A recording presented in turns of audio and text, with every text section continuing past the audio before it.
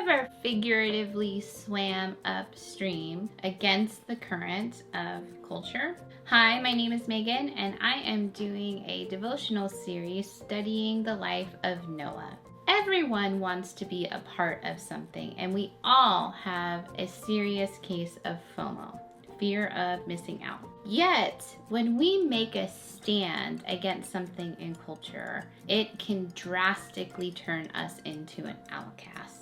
We live in a society where how we feel tends to be greater than the facts of reality. That has led to us all experiencing unhealthy thinking patterns, and we don't want to be accountable for our actions because if it feels good, then it must be right. Yet there are those that do choose to stand on truth and to make a stand against people that they love and in our society. And unfortunately, when we do, the masses are rallied together to literally try to destroy their lives, their families, their businesses, and to permanently make them an outcast forever. We are walking on eggshells because we have lost the ability to disagree politely. We've lost the ability to have those conversations, and we are dividing very drastically and very quickly in our society. It is difficult to swim upstream against the current of our culture, and it's even more difficult when we have to also swim against the masses. However, we do have an example in the Bible of somebody who did just that, and his name is Noah. Noah is described in Genesis 6:9 as a righteous, blameless among the people of his time, and he faithfully walked with God. And in this one verse, we can learn so much about how Noah swam against the current. Number one, we're going to start at the end of the verse. Noah walked faithfully with God. To walk insinuates action. It's a verb.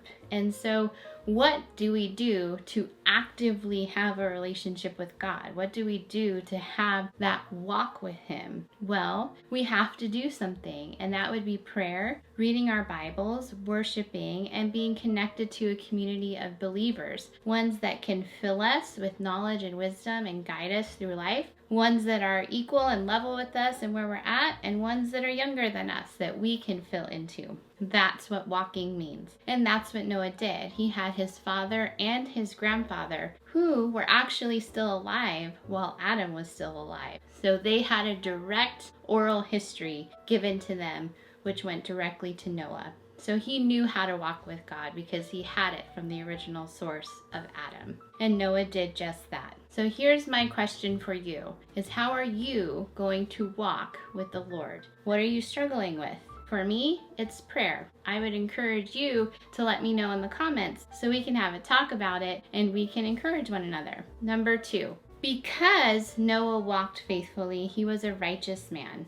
And that means that he wasn't just righteous in one area of his life. He was righteous in all areas of his life. He was righteous when it came to the government, when it came to one's cause. He was righteous in his conduct and his character with other people. What does that mean? Or how can we apply that to our lives? Well, the questions I would ask myself and that I would ask you, is there a certain political party or politicians that you don't like, so you don't pray for them? Are there missionaries that you know or people that you know that stand up for certain things or want to take certain trips in regards to their faith and you think it's silly or you don't understand why they would go that far away from home and so you don't support them and maybe you even talk about them behind their back?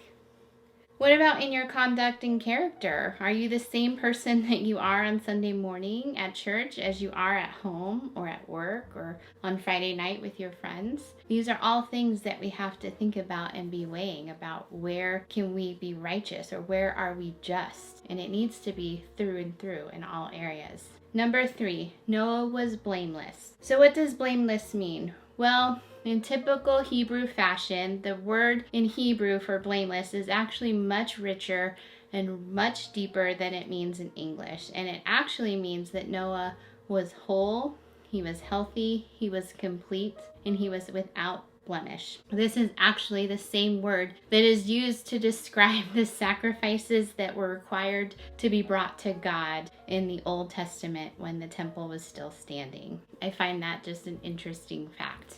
that Noah was described in the same way. And the reality is that's how I want to be. I want to be whole. I want to be complete. I want to be without blemish. I want the strength to be able to stand against the current of society. And to do that, my first step is to make sure that I am walking faithfully with God. So let's start there. How are you going to start walking faithfully with God this week? All right, friends, if you found this video encouraging regarding Noah's character, make sure you stay tuned for our next video where I'm going to be talking about Noah's obedience. And until then, I would love for you to check out this video.